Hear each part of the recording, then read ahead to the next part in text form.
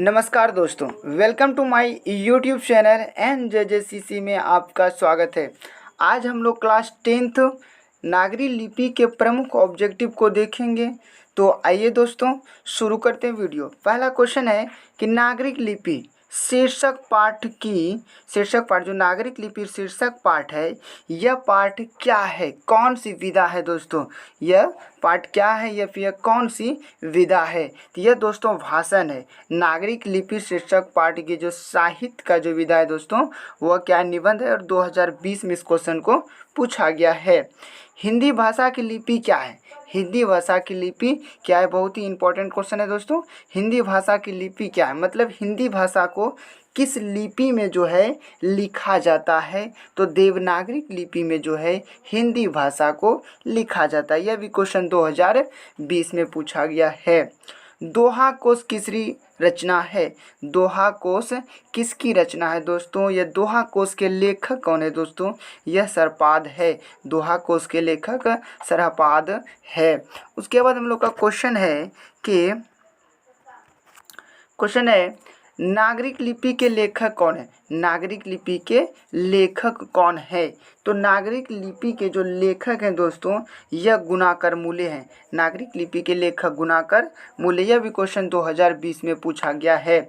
निबंध के लेखक हैं, यानी कि नागरिक लिपि जो निबंध है इसके लेखक कौन है? तो गुणाकर मूल्य हैं। यह भी 2020 में पूछा गया क्वेश्चन है।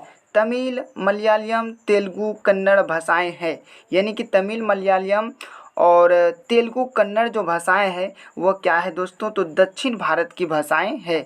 तमिल, मलयालम, तेलुगु, कन्नड़ भाषाएं जो है यह दक्षिण भारत की भाषाएं है। यह 2020 में क्वेश्चन को टच किया है। दक्षिण भारत की नागरिक लिपि क्या कहलाती है? तो दक्षिण भारत की जो है नागरिक लिपि दोस्तों, यह नागरिक लिपि क्या कहलाती है? तो नंदी नागरी कहलाता है दोस्तों। नंदी नागरी कहलाता है।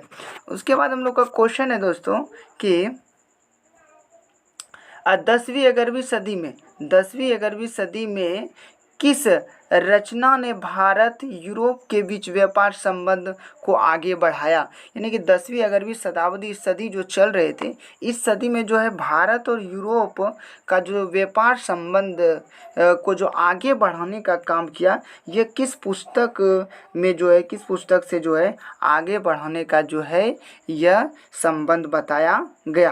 तो इसका लेखक दोस्तों यह जो है शाहनामा नामक एक पुस्तक है, और इन्हीं पुस्तक से जो है भारत और यूरोप के बीच व्यापार संबंध को आगे जो है आगे की ओर जो है बताया गया है। 12वीं सदी के केरल के शासक के सिक्कों पर वीर केरलस्य जैसे शब्द जो है डैश लिपि में अंकित है। मतलब कि 12वीं सदी में जो है केरल के जो शासक हैं उसके सिक्कों पर जो है, उसके सिक्कों पर वीर केरलस्य जैसे शब्द जो है ना दोस्तों अंकित है। तो पूछता है कि यही जो है यह किस लिपि में जो है अंकित किया गया है, किस लिपि में जो है लिखा गया है दोस्तों? तो यह देवनागरी लिपि में लिखा गया है।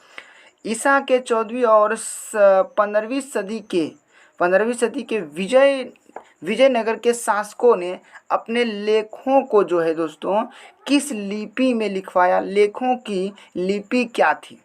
यानी कि 14वीं और 15वीं शताब्दी में जो विजयनगर के जो शासक थे, उसके वह शासक जो है अपने लेखों की लिपि क्या थी, मतलब अपने लेखों की लिपि जो है किसमें लिखवाया दोस्तों? तो इसका जो होगा आंसर वो हो जाएगा नंदी नागरी लिपि। नंदी नागरी लिपि। यह भी क्वेश्चन 2019 में पूछा गया है। हिंदी लिखी जाती है दोस्तों, हिंदी जो है किस लिपि में लिखी जाती है? तो हिंदी जो है देवनागरी लिपि में लिखी जाती है। इस क्वेश्चन को भी बिहार बोर्ड ने 2019 में जो है पूछा है। उसके बाद हम लोग का क्वेश्चन है हिंदी के आदि कवि कौन है? हिंदी के आदि कवि कौन है? तो हिंदी के दोस्तों आदि कवि जो है यह सरपाद है। सरपाद जो है हिंदी के आदि कवि हैं दोस्तों। नागरिक लिपि शीर्षक निबंध के निबंधाकार कौन है? यानी कि नागरिक लिपि जो है इसके यह एक निबंध है। नागरिक लिपि क्या है? यह एक निबंध है। और इसके लेखक दोस्तों कौन है? तो गुणाकर मूल्य है। यह सब क्वेश्चन काफ़ी बार बिहार बोर्ड में दोस्तों पूछा गया है। और मेरा चैनल जो है क्लास 10th और 9th के लिए ही है। सरहपाद की कृति है, मतलब यह जो है दोहा कोश की रचना किसने की? सरहपाद ने जो है दोहा कोश की रचना की दोस्तों। यह भी 2019 में पूछा हुआ क्वेश्चन है। और विजयनगर के राजाओं के लेखों की लिपि का नाम क्या दिया गया? मतलब विजयनगर साम्राज्य जो है इनके राजाओं के लेखों की लिपि का जो है वह क्या नाम दिया गया, किस नाम से जाना गया? तो नंदी नागरी लिपि के नाम से दोस्तों जाना गया। नंदी नागरी लिपि के नाम से दोस्तों जाना गया। क्वेश्चन है कि उत्तर भारत से नागरी लिपि के लेख कब से मिलने लगे? यानी उत्तर भारत से जो है नागरिक लिपि के जो है लेख दोस्तों वो कब से जो है मिलने लगे हैं? तो 8वीं शताब्दी से जो है 8वीं सदी से जो दोस्तों उत्तर भारत में नागरिक लिपि के लेख मिलने लगे। नागरी लिपि के प्रारंभ लेख हमें कहाँ से मिलती है? नागरिक लिपि की जो प्रारंभ है, यह जो प्रारंभ लेख है दोस्तों, यह कहाँ से मिलने लगे? यह कहाँ से मिले दोस्तों? यह दक्षिण भारत से मिले। दक्षिण भारत से जो है प्रारंभिक लेख हमें मिले। बेतमा दानपत्र किस समय का है? तो बेतमा दानपत्र जो है, यह बेतमा दानपत्र किस समय का है दोस्तों? यह 1020 ईस्वी का जो है बेतमा दानपत्र है दोस्तों। आपसे उम्मीद करता हूं कि आप हमारे पूरे वीडियो को देखेंगे और आपका जो दोस्त क्लास 10th में है आप ज़रूर उसे इस वीडियो को शेयर करेंगे। धन्यवाद। आगे बढ़ते हैं। नागरिक लिपि किस विधा की रचना नागरिक लिपि किस विधा की रचना है दोस्तों? तो नागरिक लिपि दोस्तों ये निबंध है। नागरिक लिपि क्या है? निबंध है। ऐसे भी क्वेश्चन पूछ सकता है कि नागरिक लिपि क्या है? कहानी है, कविता है, उपन्यास है, यह निबंध है दोस्तों। तो नागरिक लिपि क्या है? निबंध है। उसके बाद हम लोग का क्वेश्चन है कि नागरिक लिपि पाठ किस लिपि में रचित है? मतलब नागरिक लिपि पाठ जो लिखा गया है, यह नागरिक लिपि पाठ जिसके लेखक गुणाकर मूल्य जी हैं, यह किस लिपि में लिखा गया है? तो यह दोस्तों देवनागरी लिपि में जो है रचित है। नेपाली भाषा की लिपि है। नेपाली लोग जो है किस भाषा में लिखते हैं दोस्तों? तो नेपाली लोग भी जो है देवनागरी भाषा में, देवनागरी जो है भाषा में दोस्तों लिखते हैं। देवनागरी लिपि के टाइप लगभग जो है देवनागरी लिपि जो है इसके टाइप लगभग कितने पहले बने? मतलब देवनागरी लिपि जो टाइप लगभग कितने सदी पहले जो दोस्तों यह बने? तो यह 2 सदी पहले जो है बन चुके हैं, 2 सदी पहले। गुप्त काल के किस लिपि का संबंध? गुप्त काल से जो है किस लिपि का संबंध है? गुप्त काल में जो है किस लिपि से संबंधित है दोस्तों? तो गुप्त काल में जो है यह ब्राह्मणी लिपि संबंधित है। गुप्त काल जो है ब्राह्मणी लिपि से संबंधित है। उसके बाद है मूल्य जी ने मिडिल स्तर तक किस भाषा में पढ़ाई की? यानी कि गुणाकर मूल्य जी जो है मिडिल क्लास मतलब मिडिल स्कूल तक जो मिडिल स्तर तक जो है वह किस भाषा में पढ़ाई किया? तो मराठी भाषा में पढ़ाई किया दोस्तों, मराठी भाषा में पढ़ाई किया। उसके बाद हम लोग का क्वेश्चन है कि गुप्तों की राजधानी पटना को कहा जाता होगा? यानी कि गुप्तों की राजधानी पटना को जो दोस्तों क्या कहा जाता होगा? तो गुप्तों की राजधानी पटना को जो है देवनगर, यह दोस्तों देवनगर कहा जाता था। यहाँ पर रो होगा, देवनगर कहा जाता था। गुप्तों की राजधानी पटना को देवनगर कहा जाता था। उसके बाद हम लोग का क्वेश्चन है कि मराठी की लिपि कौन सी? मतलब मराठी भाषा जो है वो किस लिपि में लिखी जाती है? तो मराठी भाषा भी जो है देवनागरी लिपि में लिखी जाती है। गुणाकर मूल्य का जन्म किस राज्य में हुआ था? तो गुणाकर मूल्य का जो है जन्म जो है यह महाराष्ट्र में हुआ था दोस्तों। गुणाकर मूल्य का जन्म जो है महाराष्ट्र में हुआ था। गुणाकर मूल्य की शिक्षा की भाषा क्या थी? गुणाकर मूल्य जो है किस भाषा में जो है शिक्षा ग्रहण करते थे? तो मराठी भाषा में वह शिक्षा ग्रहण करते थे। गुणाकर मूल्य ने किस लिपि को प्राचीन लिपि गुणाकर मूल्य ने किस लिपि को प्राचीन लिपि की बहन की संज्ञा दी है? तो गुणाकर मूल्य ने जो है किस लिपि को प्राचीन लिपि की जो दोस्तों वह संज्ञा दी है? तो यह बांग्ला लिपि को जो है गुणाकर मूल्य ने प्राचीन लिपि की बहन की संज्ञा दी है।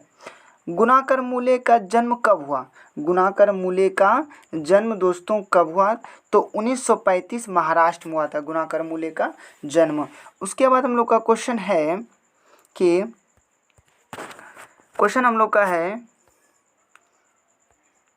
यह 1935 हो जाएगा। उसके बाद हम लोग का क्वेश्चन है कि नागरी लिपि शीर्षक पाठ किस पुस्तक से ली गई है? ये काफ़ी इंपॉर्टेंट क्वेश्चन है दोस्तों कि नागरिक लिपि शीर्षक पाठ किस पुस्तक से ली गई है। ये काफ़ी वीवीआई को ऑब्जेक्टिव है कि नागरिक लिपि किस पुस्तक से ली गई है। तो नागरिक लिपि दोस्तों ये जो लिया गया है भारतीय लिपियों की कहानी से लिया गया है। भारतीय लिपियों की कहानी से दोस्तों नागरिक लिपि शीर्षक पाठ जो है लिया गया है। श्रवण बेलगोला जैन तीर्थ स्थल कहाँ है? तो श्रवण बेलगोला जो है यह जैन तीर्थ स्थल जो है यह कर्नाटक में है। अक्षरों की कहानी किसकी रचना है? तो अक्षरों की कहानी जो है इसके जो रचनाकार है दोस्तों ये गुणाकर मूल्य हैं अक्षरों की कहानी के लेखक। उसके बाद है मिहिर भोज की ग्वालियर प्रशासित जो है किस भाषा में है? तो मिहिर भोज की जो ग्वालियर प्रशासित है यह जो है दोस्तों किस भाषा में जो है किस भाषा में प्रशिस्त है? किस भाषा में जो दोस्तों यह प्रशिस्त है? तो संस्कृत भाषा में प्रशिस्त है। उसके बाद है कि गुणाकर मूल्य ने विभिन्न विषयों पर कितने निबंध लिखे हैं? तो गुणाकर मूल्य जो है विभिन्न विषयों पर 2500 से अधिक निबंध जो है दोस्तों लिख चुका है। 2500 से अधिक निबंध जो है यह लिखे हैं। उसके बाद हम लोग का क्वेश्चन है काफ़ी वीवीआई क्वेश्चन है दोस्तों कि बेतमा कहाँ है? तो बेतमा जो दोस्तों यह इंदौर के पास है। बेतमा कहाँ है? इंदौर के पास बेतमा अवस्थित है। नागरिक लिपि जो है पाठ जो है यह गुणाकर मूल्य ने किस रचना से लिया? मतलब नागरिक लिपि के जो पाठ के लेखक है गुणाकर मूल्य की रचना जो है यह नागरिक लिपि किस पाठ से लिया गया है? तो यह भारतीय लिपियों की कहानी से दोस्तों यह नागरिक लिपि निबंध जो है लिया गया है। नागरी नाम अस्तित्व में कब आया? नागरी नाम जो है अस्तित्व में कब आया? तो लगभग है दोस्तों यह जो है 1000 ईस्वी के आसपास जो है यह नागरी नाम जो है अस्तित्व में आया। उसके बाद हम लोग का क्वेश्चन है गुणाकर मूल्य की प्रारंभिक शिक्षा जो है किस परिवेश में हुआ? मतलब गुणाकर मूल्य जो है बचपन में जो शिक्षा जो प्राप्त कर रहे थे वह किस परिवेश में प्राप्त कर रहे थे? तो ग्रामीण परिवेश में जो है गुणाकर मूल्य जी ने शिक्षा प्राप्त कर रहे थे। सिद्धम क्या है? तो सिद्धम दोस्तों यह जो है एक प्रकार का लिपि है। सिद्धम क्या है? एक प्रकार का लिपि है। उसके बाद हम लोग का क्वेश्चन है दोस्तों कि किस देवनागरी की संज्ञा दी गई है? किसे जो है देवनागरी की संज्ञा जो है दिया गया है। तो दोस्तों ये देवनागरी की जो संज्ञा है ये काशी को दिया गया है।